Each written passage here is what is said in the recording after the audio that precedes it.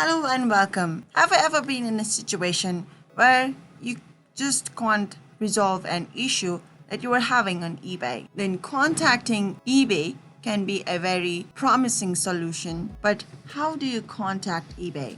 Well, that's pretty simple. All we have to do is navigate to this link, and at the bottom of the page, we can see contact us. If we select it and select the category of the issue that we are having, let's say selling, and narrow down the issue that we are having, creating a listing, it is given further helpful article, and let's say it is about selling or getting paid for items that you've sold. Here are the helpful articles that eBay thinks will help us. You can also go to chat with our automated assistant and type in our queries in here. Once we send our query, we will be receiving the answers from the automated assistant. All right.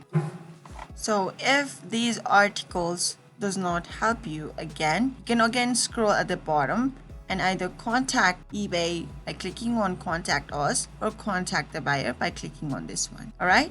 Now you know how to contact eBay. If you found this video helpful, do give this video a big thumbs up. Still have any questions, do leave them in the comment section and we'll get back to you right away. Until next time.